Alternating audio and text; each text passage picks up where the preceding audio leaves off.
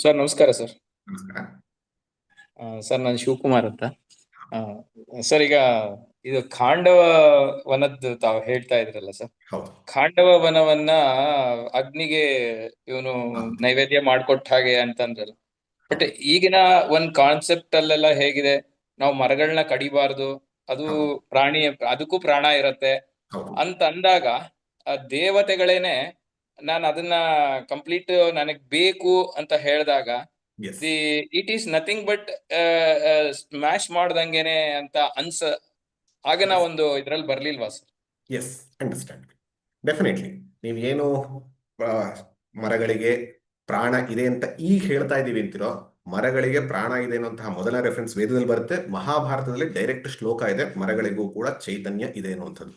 ಹಾಗಾಗಿ ಮರಗಳಿಗೆನ್ನ ಗೌರವಿಸಬೇಕು ಅನ್ನುವಂಥದ್ದು ಇವತ್ತಿನ ಒಂದು ಗ್ಲೋಬಲ್ ವಾರ್ಮಿಂಗ್ ಅನ್ನ ನಂಬಿಕೆ ಅಷ್ಟೇ ಅಲ್ಲ, ನಮ್ಮ ಭಾರತದಲ್ಲಿ ಭಾರತೀಯ ಸಿದ್ಧಾಂತದಲ್ಲಿ ಯಾವಾಗಲೂ ಇರುವಂಥದ್ದು. ಇಲ್ಲಿ ಖಾಂಡವ ವನ ಯಾರಿಗೆ ಮುಖ್ಯವಾಗಿ ಆಲಯ ಆಗಿತ್ತು, ಆವಾಸ ಸ್ಥಾನ ಆಗಿತ್ತು, ಅದನ್ನ ರೂಲ್ ಮಾಡ್ತಿದ್ದು ಇಂದ್ರ. ಅವನು ತನ್ನ ಮೋಜು ಮಸ್ತಿಯಲ್ಲಿ ಮಲಗಿದ್ದ. ಆದ್ರೆ ಆ ಖಾಂಡವನದಲ್ಲಿ ಇದ್ದಂಥವರೆಲ್ಲರೂ ಕೂಡ ನಾಗರು, ಯಕ್ಷರು, ರಾಕ್ಷಸರು ಇಂಥವ್ರು ಇದ್ದಂಥದ್ದು. ಹಾಗಾಗಿ ಅಂತಹ ಜಾಗವನ್ನ ನಿರ್ಮೂಲನೆ ಮಾಡಬೇಕು. ಅಂಡ್ ಕಾರಣ ಏನು? ಇವರು ಕೊಟ್ಟಂತಹ ಜಾಗ, ಧೃತರಾಷ್ಟ್ರ ಇವರು ಕೊಟ್ಟಂತಹ ಜಾಗ, ಈ ಜಾಗವನ್ನ ನೀವು ಏನ್ ಬೇಕೋ ಮಾಡ್ಕೊಳ್ಳಿ ಅಂತ. ಹಾಗಾಗಿ ಅವರ ಒಂದು ಅರಮನೆಯನ್ನು ನಿರ್ಮಾಣ ಮಾಡಿ civilisation, definitely it is not urbanisation ಅಂದಾಗ ಎಲ್ಲವನ್ನೂ ನಾಶ ಮಾಡಬೇಕು ಅಂತಿಲ್ಲ, ಒಂದು ಮಾಡ್ಕೊಳ್ಳೋದಕ್ಕೆ, ಅದರ ಜೊತೆಗೆ ಅಲ್ಲಿದ್ದಂತಹ ರಾಕ್ಷಸರನ್ನು ನಾಶ ಮಾಡೋದಕ್ಕೋಸ್ಕರ ಬಂದಂತಹದ್ದು ಖಾಂಡವ ಪ್ರಸ್ಥದ ದಹನ. ಹಾಗೆ ಈ ಅಗ್ನಿ ಅಲ್ಲಿ ನಾವು ಸಿಂಬಾಲಿಕ್ ಆಗಿ ಅಥವಾ ಅಲ್ಲಿ ಒಂದು ಕಥೆಯ ರೀತಿಯಲ್ಲೇ ತಗೊಂಡಾಗ ಏನು, ಅಗ್ನಿ ಹೇಳುವಂಥದ್ದು ನನಗೆ ಇದನ್ನ ಮಾಡೋದ್ರ ಮೂಲಕ ನನ್ನ ಇನ್ನೂ ಹೆಚ್ಚು ಕೆಲಸವನ್ನ ಸಮರ್ಥವಾಗಿ ಮಾಡಬಹುದು. ಇಲ್ಲಿ ಒಂದು ರೀತಿಯಲ್ಲಿ ಹೇಗೆ ಅಂತಂದಾಗ ಆತ್ಮಾರ್ಥೆ ಪೃಥ್ವೀನ್ ತ್ಯಜೇತ್ ಕುಲಸ್ಯಾರ್ಥೆ ತ್ಯಜೇದೇಕಂ ಅನ್ನುವಂತಹ ರೀತಿಯಲ್ಲಿ ಏನು ಅಂದಾಗ ಆಫ್ ಮಾಡಿ ಆಫ್ ಮಾಡಿ ಕುಲಸ್ಯಾರ್ಥೆ ತ್ಯಜೇದೇಕಂ ಅಂದ್ರೆ ಒಂದು ಮನೆಯ ಉದ್ಧಾರಕ್ಕಾಗಿ ಒಬ್ಬ ವ್ಯಕ್ತಿಯನ್ನ, ಒಬ್ಬೊಂದು ಗ್ರಾಮದ ಉದ್ಧಾರಕ್ಕಾಗಿ ಒಂದು ಮನೆಯನ್ನ, ಈ ರೀತಿಯಲ್ಲಿ ಒಂದು ಜಗತ್ತಿನ ಉದ್ಧಾರಕ್ಕಾಗಿ ಒಂದು ವನವನ್ನ, ಇವತ್ತು ಕೂಡ ನಾವು ಸಿಟಿ ಎಲ್ಲರೂ ಮಾಡಿರೋದು ಅದೇ ದೃಷ್ಟಿಯಿಂದ. ಹಾಗಾಗಿ ಆ ರೀತಿಯಲ್ಲಿ ಮಾಡಿದ್ದಾರೆ ಅಂತ ಹೇಳಿ Khandavaprastha. But I am not defending anything, what happened ಅನ್ನೋದನ್ನ ಅಷ್ಟೇ ಹೇಳ್ತಾ ಇದ್ದೀನಿ. ಇವತ್ತಿನದಕ್ಕೆ ಒಪ್ಕೊಳ್ಳದೆ ಇರೋದು ಹಾಗೆ. ನೆಕ್ಸ್ಟ್ ಇನ್ಯಾರಿಗಾದ್ರು ಪ್ರಶ್ನೆ ಇದೆಯಾ?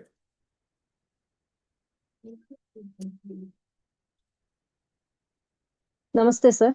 ನಮಸ್ಕಾರ. ಹಾ, ಇಲ್ಲಿ ಭೀಷ್ಮರು ಅಂದ್ರೆ ಒಂದು ಮಹಾ ವೃದ್ಧರು, ಅಂದ್ರೆ ಜ್ಞಾನದಲ್ಲಿಯೂ ಇದ್ದರು, ವಯಸ್ಸಿನಲ್ಲಿ ಅಷ್ಟೇ ಇಲ್ಲಾರ್ದೇನೆ, ಮತ್ತೆ ಧರ್ಮಸಮ್ಮತವಾಗಿಯೂ ಇದ್ದರು. ಇಷ್ಟಿದ್ರೂ ಕೂಡ ಅವರು ಸತ್ಯಕ್ಕಾಗಿ ತಮ್ಮ ಪ್ರತಿಜ್ಞೆಯನ್ನ ಮುರಿಬಹುದಾಗಿತ್ತಲ್ಲ ಅಂತ ಅನ್ಸುತ್ತೆ. ಅಂದ್ರೆ ದ್ರೌಪದಿ ಸಮಯದಲ್ಲಿ ಅವರು ಸುಮ್ಮನೆ ಇದ್ರು, ಆ ಟೈಮ್ನಲ್ಲೂ ಅವ್ರು ಸುಮ್ಮನೆ ಇದ್ರು. ಮತ್ತೆ ಈ ಯುದ್ಧದ ಸಮಯದಲ್ಲಿಯೂ ದುರ್ಯೋಧನ ಹೀಗಿರುವಾಗ ಅವನಿಗೆ ಒಂದು ವಿಜಯ ಅಂದ್ರೆ ಉತ್ಸಾಹ ಮಾಡ್ಲಿಕ್ಕೆ ಅವರು ಶಂಕನಾದ ಮೊಳಗಿದ್ರು ಅನ್ನೋದು, ಅಂದ್ರೆ ಎಲ್ಲಾ ಕಡೆನೂ ಅವರು ಅದನ್ನ ಸಪೋರ್ಟ್ ಮಾಡ್ತಾನೆ ಹೋಗಿದ್ದಾರೆ. ಅಂದ್ರೆ ಇವಾಗ ಅವರು ಉಪ್ಪು ತಿಂದಿದ್ದಕ್ಕೆ ಅಥವಾ ಆ ಮನೆಗೆ ಸಂಬಂಧಪಟ್ಟಿದ್ದಕ್ಕಂತ ಹೇಳೇನೆ ಅವ್ರು ಸಪೋರ್ಟ್ ಮಾಡೋ ಬದ್ಲಿ ಇದನ್ ಮಾಡಿದ್ರೆ ಆಗ್ತಿತ್ತಾ ಅಂತ ಅನ್ಸುತ್ತೆ. ಇದನ್ನೇ ನೀವೀಗೇನು ಹೇಳಿದ್ರು ಅದನ್ನೇ ಕೃಷ್ಣನು ಹೇಳ್ತಾನೆ. ಆದ್ರೆ ಅವ್ ಕೇಳಲಿಲ್ಲ, ಏನ್ ಮಾಡೋಣ. ಭೀಷ್ಮರ ಪ್ರತಿಜ್ಞೆ 2-3 ರೀತಿಯಲ್ಲಿತ್ತು. ಒಂದು, ತಾನು ಮದುವೆ ಆಗೋದಿಲ್ಲ ಅನ್ನೋಂಥದ್ದು. ಎರಡನೇದು, ನಿನ್ನ ಮಕ್ಕಳಿಗೆ ನಾನು ರಕ್ಷಣೆ ಕೊಡ್ತೀನಿ ಅನ್ನೋಂಥದ್ದು. ಮೂರನೇದು, ಹಸ್ತಿನಾಪುರ ಯಾವುದೇ ಸಂದರ್ಭದಲ್ಲಿ ಯಾವುದೇ ರೀತಿಯಲ್ಲಿದ್ರು ಕೂಡ ಅದಕ್ಕೆ ನಾನು ನಿಂತ್ಕೊಳ್ತೀನಿ ಅಂತ. ಈ 3 ಪ್ರತಿಜ್ಞೆಯನ್ನ ಮಾಡಿದ್ರು. ಆ ಪ್ರತಿಜ್ಞೆಯನ್ನ ಉಳಿಸಿಕೊಂಡಿದ್ದಕ್ಕೆ ಅವ್ರನ್ನ ಭೀಷ್ಮ ಅವರ ವ್ರತ ಪ್ರತಿಜ್ಞೆಗೆ ಅಂತ ಹೇಳುವಂಥದ್ದು. ಹಾಗಾಗಿ ಸತ್ಯನಿಷ್ಠೆ ಅನ್ನುವಂಥದ್ದು ಇತ್ತು. ಆಗ ಕೃಷ್ಣನೇ ಬಂದು ಹೇಳ್ತಾನೆ, ನೀನು ಸತ್ಯನಿಷ್ಠೆಗಿಂತ ಧರ್ಮವನ್ನ ನೋಡ್ಬೇಕು. ಧರ್ಮ ವಿಶಾಲವಾದಂತಹದ್ದು, ಧರ್ಮ ವ್ಯಾಪಕವಾದಂತಹದ್ದು.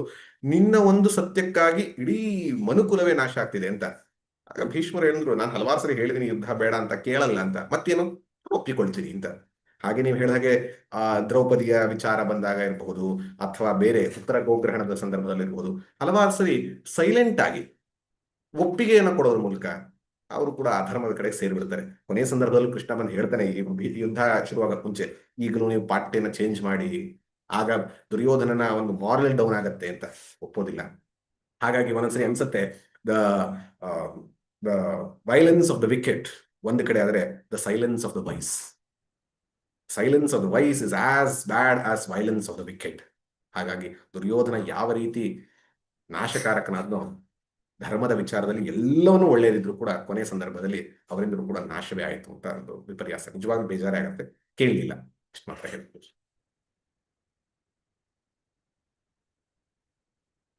ಯಾವ್ದಾದ್ರು ಪ್ರಶ್ನೆಗಳಿದೆಯಾ? ನಮಸ್ತೆ ಪ್ರಮೋದ್ಜಿ. ನಮಸ್ತೆ. 2 ಚಿಕ್ಕ ಚಿಕ್ಕ ಪ್ರಶ್ನೆಗಳ ಬಂದಿದೆ ಹಾ. ಯೂಟ್ಯೂಬ್ ನಲ್ಲಿ ಮತ್ತೆ ಇದರಲ್ಲಿ. ಕುರುಕ್ಷೇತ್ರದಲ್ಲಿ 18 ಅಕ್ಷೌಹಿಣಿ ಸೈನ್ಯ ಒಂದೇ ಜಾಗದಲ್ಲಿ ಸೇರ್ಬೇಕಾದ್ರೆ ಅದು ವಿಶಾಲವಾಗಿತ್ತೆ ಅಂತ ಒಬ್ರು ಕೇಳಿದ್ದಾರೆ. ಇನ್ನೊಬ್ರು ಇಂದ್ರಪ್ರಸ್ಥ ಅಂದ್ರೆ ಕಾಂಡವನ ಅಂದ್ರೆ ಅದು ಈಗಿನ ಇಂದ್ರಪ್ರಸ್ಥನ ಅಂತ ಕೇಳ್ತಾ ಇದ್ದಾರೆ. ಪಾಂಡವನ ದಹನ ಆದ ನಂತರ ಅಲ್ಲಿ ಎಲ್ಲ ರಾಕ್ಷಸರು ಸಾಯ್ತಾರೆ. ಮಯ ಅನ್ನುವಂಥವನೊಬ್ಬ ಉಳಿತಾನೆ. ಮಯಾನವನ್ನ ಸಂಹಾರ ಮಾಡೋದಕ್ಕೆ ಅಂತ ಹೋದಾಗ ಅವನು ಕ್ಷಮಾಪಣೆ ಬೇಡಿ, ನಾನು ಯಾವತ್ತೂ ಇಂಥ ಆಸುರಿ ಗುಣವನ್ನ ನಾನು ಮಾಡೋದಿಲ್ಲ, ನಾನಿನ್ನು ಸರಿಯಾಗ್ತೀನಿ, ಬದಲಾಗ್ತೀನಿ ಅಂತ ಹೇಳ್ತಾನೆ. ಬದಲಾಗ್ತೀನಿ ಅಂತ ಹೇಳಿದಾಗ ಅವನನ್ನ ಅಭಯವನ್ನ ನೀಡಿ ಆಯ್ತು ಬದಲಾಗುವಂತ. ಅದಕ್ಕೆ ಪ್ರತಿಯಾಗಿ ಅವನು ಅಲ್ಲಿ ಒಂದು ದೊಡ್ಡದಾದಂತಹ ಮಹಲ್ ಪ್ಯಾಲೇಸ್ನ ಕಟ್ತಾನೆ. ಅದೇ ಇಂದ್ರಪ್ರಸ್ಥ. ಆ ಇಂದ್ರಪ್ರಸ್ಥವೇ ಇಡೀ ಧರ್ಮರಾಜನ ಒಂದು ಸಾಮ್ರಾಜ್ಯಕ್ಕೆ ಮುಖ್ಯ ಕೇಂದ್ರ ಬಿಂದುವಾಗಿತ್ತು ಅನ್ನುವಂಥದ್ದು ಅದು ಮೊದಲನೇದು. ಇನ್ನು ಎಷ್ಟು ವಿಶಾಲವಾಗಿತ್ತು ಅನ್ನೋದಕ್ಕೆ ಆಕ್ಚುಲಿ ನೀವು ಮಹಾಭಾರತ ಓದಿದ ನಂತರ ಶ್ಲೋಕದ ರೆಫರೆನ್ಸ್ಗಳೆಲ್ಲ ಈ ಕೈನಲ್ಲಿಲ್ಲ. ಎಷ್ಟು ವಿಶಾಲವಾಗಿತ್ತು, ಎಷ್ಟು ಯೋಜನೆಗಳದು, ಯಾಕಂದ್ರೆ ಇವಾಗಲೇ ನಾವು ಕಿಲೋಮೀಟರ್ ಮೈಲ್ಸ್ ಲೆಕ್ಕ ಹಾಕೋ ಹಾಗೆ ಅಲ್ಲಿ ಯೋಜನೆಗಳ ಲೆಕ್ಕದಲ್ಲಿ ಎಷ್ಟು ವಿಶಾಲವಾಗಿತ್ತು ಅನ್ನುವಂಥದ್ದನ್ನ ತಗೊಂಡು ಯಾವ್ಯಾವ ದಿಕ್ಕಿನಲ್ಲಿ ಎಷ್ಟೆಷ್ಟು ವಿಶಾಲವಾಗಿತ್ತು, ಎಲ್ಲೆಲ್ಲಿ ಸೈನ್ಯಗಳು ಯಾವ ಯಾವ ಘಾಟಿನ ಹತ್ರ ಇತ್ತು. ಯಾಕೆಂದ್ರೆ ಎಲ್ಲರಿಗೂ ನೀರಿನ ಪೂರೈಕೆ ಆಗಬೇಕು, ಎಲ್ಲರಿಗೂ ಸ್ನಾನದ ಪೂರೈಕೆ ಆಗಬೇಕು, ಸತ್ತಂಥವ್ರಿಗೆ ಒಂದು ಹೆಣದ ವಿಲೇವಾರಿ ಆಗಬೇಕು, ಆಹಾರದಾಗಬೇಕು, ಎಲ್ಲದಕ್ಕೂ ಆಗಬೇಕಾದ ಕಾರಣ ಅಷ್ಟು ವಿಶಾಲವಾಗಿ ಎಲ್ಲವನ್ನು ಸುಸಜ್ಜಿತವಾಗಿ ಮಾಡಿದ್ರು ಅನ್ನೋಂಥದ್ದು ರೆಫರೆನ್ಸ್ ಬರುತ್ತೆ.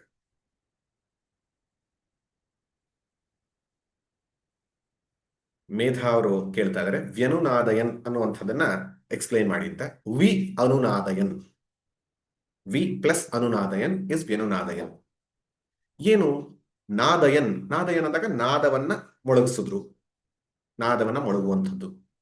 ಅನುನಾದಯನ್ ಒಂದರ ನಂತರ ಒಂದು ಫಾಲೋ ಮಾಡೋದು. ಅನು ಅಂತಂದಾಗ ವಿಚ್ ಫಾಲೋಸ್. ಒಂದು ನಾದವನ್ನ, ಯಾವ ನಾದವನ್ನ? ಪಾಂಚಜನ್ಯಂ ಹೃಷಿಕೇಶೋ, ಅದನ್ನ ಫಾಲೋ ಮಾಡಿದ್ಯಾ ಅದು ದೇವದತ್ತಂ ಧನಂಜಯ, ಪೌಂಡ್ರಂ, ಅನಂತ ವಿಜಯಂ, ಸುಘೋಷ, ಮಣಿಪುಷ್ಪಕೋ, ಎಲ್ಲಾದ್ಮೇಲೆ ಒಂದಾದ್ಮೇಲೆ ಅನುನಾದಯನ್. ಅದು ಹೇಗೆ? ವಿ ವಿ ಅಂದ್ರೆ ವಿಶೇಷವಾಗಿ, ವಿಶೇಷವಾಗಿ ಒಂದರ ನಂತರ ಒಂದು ಈ ಶಂಖನಾದದ ಒಂದು ಬಂದಂತಹ ಆ ತರಂಗವನ್ನ ವ್ಯನುನಾದಯನ್ ಅಂತ ಅರ್ಥ ಮಾಡ್ಕೊಳ್ಬಹುದು.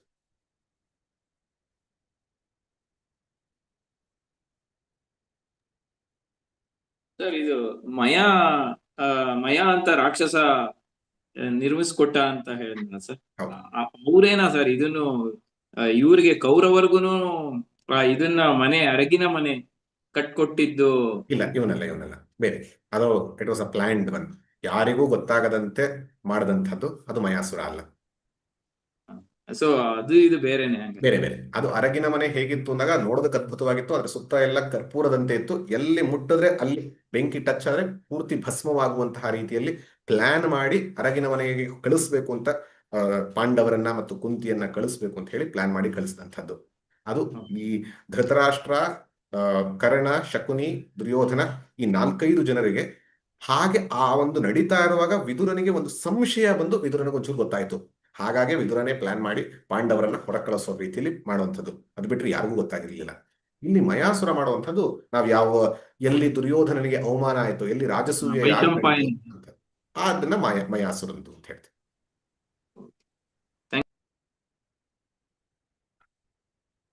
ಯಾವ್ದಾದ್ರು ಪ್ರಶ್ನೆ ಇದೆ? ಇವತ್ತಿನ ಮುಖ್ಯವಾಗಿ ಹೆಚ್ಚು ಯಾರು ಶಂಖ ಓದಿದ್ರು, ಯಾವ್ದು ಅಂತ ಒಂದು ರೀತಿಯಲ್ಲಿ ಯುದ್ಧದ ವರ್ಣನೆ ಮತ್ತು ಯಾವ್ಯಾವ ರೀತಿ ಆಯ್ತು ಅಂತ. ಸ್ಟಾರ್ಟಿಂಗ್ ನಲ್ಲಿ ದುರ್ಯೋಧನನ ಮನಸ್ಥಿತಿ, ಕೊನೆಯಲ್ಲಿ impact of all these things ಹೇಗಾಯ್ತು, ಭೀಷ್ಮರ ಪ್ರತಿಕ್ರಿಯೆ ಹೇಗಿತ್ತು, ಈ ತರ ಇತ್ತು. ಪ್ರಶ್ನೆಗಳು ಹೆಚ್ಚು ಬರೋದಕ್ಕೆ ಆಸ್ಪದ ಕಡಿಮೆ ಇದೆ, ಬಟ್ ಯಾರಿಗೂ ಇದ್ರೆ ಕೇಳಬಹುದು. ಇನ್ನೊಂದು ಪ್ರಶ್ನೆ ಯೂಟ್ಯೂಬ್ ಅಲ್ಲಿ ಇದೆ ಪ್ರಮೋಜಿ. ಕೇಶವಮೂರ್ತಿ ಅವ್ರು ಕೇಳ್ತಾ ಇದಾರೆ ಯೂಟ್ಯೂಬ್ ನಲ್ಲಿ, ರಾವಣನ ಮಂತ್ರಿ ಕೂಡ ಒಬ್ಬ ವೃಕೋದರ ಅಂತ ಇದ್ದ ಅಲ್ವಾ ಅಂತ. ರಾವಣನ ಮಂತ್ರಿ ಕೂಡ ಒಬ್ಬ ವೃಕೋದರ ಅಂತ ಹೆಸರು ಬರುತ್ತದೆ ಅಲ್ವೇ ಅಂತ ಕೇಳ್ತಾ ಇದಾರೆ. ರಾವಣನ ಮಂತ್ರಿ ಹೆಸರು ಪ್ರಹಸ್ತ ಅಂತ ನನ್ನ ನೆನಪು, ವೃಕೋದರ ನೆನಪಿಲ್ಲ. ಮೋಸ್ಟ್ಲಿ ಡೌಟು, ಚೆಕ್ ಮಾಡಿ ಹೇಳಬಹುದು. ರಾವಣನ ಮಂತ್ರಿ ಹೆಸರು ಪ್ರಹಸ್ತ ಅಂತ, ಅದು ಗ್ಯಾರಂಟಿ. ಮುಖ್ಯಮಂತ್ರಿ ಇನ್ಯಾರು ಸಪೋರ್ಟಿಂಗ್ ಇದ್ದಾರ ಓದಿದ್ದೀನಿ, ಬಟ್ ನೆನಪಂತೂ ವೃಕೋದರ ಬರ್ತಾ ಇಲ್ಲ, ಗೊತ್ತಿಲ್ಲ. ಅದು ಸರ್ಚ್ ಮಾಡಿ ನೋಡ್ಬೇಕು. ಬಟ್ ಮುಖ್ಯವಾಗಿ ಇಲ್ಲಿ ಬರ್ತಾ ಇರೋ ಕಾಂಟೆಕ್ಸ್ಟ್ ಅಂತೂ ರಾಮಾಯಣದ ರಾವಣನ ಒಪ್ಪಿತಪ್ಪಿ ಇದ್ರೂನು ಅದಲ್ಲ. ಯಾಕೆಂದ್ರೆ ಇಲ್ಲಿ ಬಂದಿರುವಂಥದ್ದೇನು ಇದಾಯ್ತು, ಯಾರು ಕೃಷ್ಣ ಆಯ್ತು, ಅರ್ಜುನ ಆಯ್ತು, ಮುಂದೆ ಧರ್ಮರಾಜ, ನಕುಲ, ಸಹದೇವ ಆದ್ಮೇಲೆ ಮಧ್ಯದಲ್ಲಿ ಬರ್ಬೇಕಾಗಿರೋದು ವೃಕೋದರ ಅಂತಂದಾಗ ಭೀಮನೇ ಬರ್ಬೇಕಾಗಿದೆ. ಸೊ ಹಾಗಾಗಿ ಭೀಮನಿಗೆ ಆ ರೀತಿಯ ಹೆಸರನ್ನ ಹೇಳ್ತಾ ಇರುವಂಥದ್ದು. ಸೊ ಹಾಗಾಗಿ ವೃಕೋದರ ಅಂತ ಯಾರು ಇರಬಹುದೇನೋ, ಬಟ್ ಇಲ್ಲಿ ಮುಖ್ಯವಾಗಿ ವೃಕೋದರ ಅನ್ನುವಂತಹ ಟೈಟಲ್ ಕೊಟ್ಟಿರುವಂಥದ್ದು ಭೀಮನಿಗೆ ಅಂತ.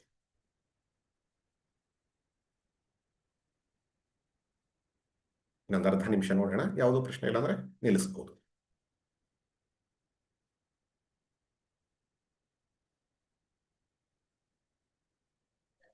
ನಮಸ್ತೆ ಗುರುಗಳೇ. ಹಾ. ಇದು ಧೃತರಾಷ್ಟ್ರನಿಗೆ ಯುದ್ಧ ನೋಡೋದಕ್ಕೆ ದಿವ್ಯ ದೃಷ್ಟಿ ಕೊಡ್ತೀನಿ ಎಂದಾಗ ಧೃತರಾಷ್ಟ್ರ ಯಾಕೆ ಬೇಡ ಅಂತ ಹೇಳಿದ್ದು? ಹಾ, ಅದನ್ನ ನೆನೆ ಹೇಳಿದೆ. ಇನ್ನೊಂದು ಸಣ್ಣದಾಗಿ ಹೇಳೋದಾದ್ರೆ, ಧೃತರಾಷ್ಟ್ರನಿಗೆ ವ್ಯಾಸರು ಕೊಡ್ತೀನಿ ಅಂತ ಹೇಳಿದಾಗ ನಿರಾಕರಿಸಿದ ಕಾರಣ ಮಕ್ಕಳ ಒಂದು ಹುಟ್ಟನ್ನ ನೋಡ್ಲಿಲ್ಲ, ಮಕ್ಕಳ ಆಟವನ್ನ ನೋಡ್ಲಿಲ್ಲ, ಮಕ್ಕಳ ಬೆಳವಣಿಗೆಯನ್ನು ನೋಡ್ಲಿಲ್ಲ, ಮಕ್ಕಳ ವಿದ್ಯಾಭ್ಯಾಸವನ್ನ ನೋಡ್ಲಿಲ್ಲ, ಮಕ್ಕಳ ಮದುವೆಯನ್ನ ನೋಡ್ಲಿಲ್ಲ, ಮಕ್ಕಳಾಗೋದನ್ನ ನೋಡ್ಲಿಲ್ಲ. ಇಂಥ ಎಲ್ಲ ಒಳ್ಳೆಯ ಘಟನೆಗಳನ್ನ ನೋಡದೆ ಇವಾಗ ಯುದ್ಧದಲ್ಲಿ ಹೊಡೆದು ಕಿತ್ತಾಡೋದನ್ನ ನೋಡ್ಕೊಂಡು, ಅವನಿಗೂ ಗೊತ್ತಿತ್ತು ಧರ್ಮ ಇದ್ ಕಡೆ ಜಯ ಅಂತ, ಭೀಮನ ಒಂದು ಆ ಪ್ರತಿಜ್ಞೆ ಗೊತ್ತಿತ್ತು, ಮಕ್ಕಳ ಸಾಯೋದನ್ನ ನೋಡಿ ರಕ್ತಪಾತ ಆಗೋದನ್ನ ನೋಡೋಕೆ ಇಷ್ಟ ಇರಲಿಲ್ಲ. ಹಾಗಾಗಿ ಅವನಂದ ನನಗೆ ದಿವ್ಯ ದೃಷ್ಟಿ ಬೇಡ, ಆದ್ರೂ ನನಗೆ ಗೊತ್ತಾಗಬೇಕು, ಹಾಗಾಗಿ ಸಂಜಯನಿಗೆ ಕೊಡು, ಅದರ ಮೂಲಕ ನಾನು ಕೇಳ್ಕೊತೀನಿ. I don't want to watch the TV but I want hear to the radio ಅನ್ನುವಂಥ ರೀತಿಯಲ್ಲಿ ಅದನ್ನ ಮಾಡಿದ್ದು.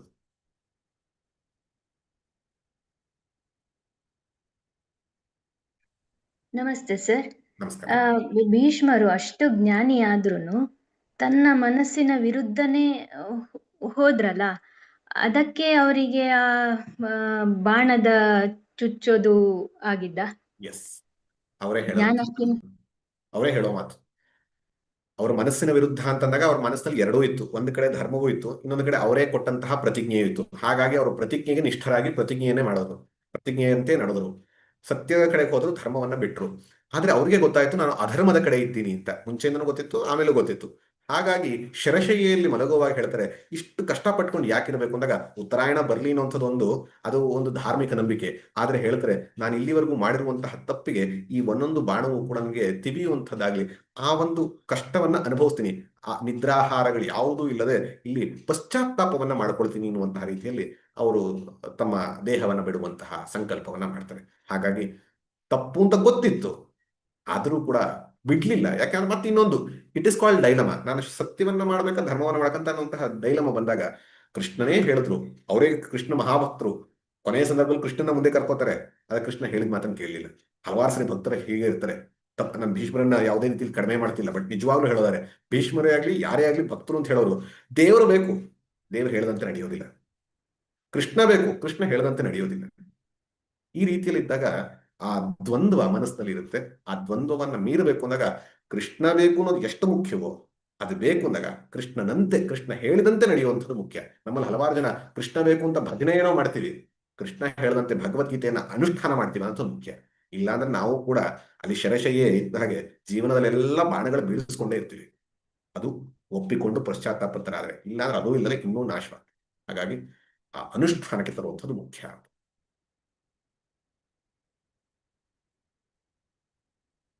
ಲಾಕ್ಷಾಗ್ರಹವನ್ನ ಸೃಷ್ಟಿಸಿದವನು ಪುರೋಚನ ಅಂತ.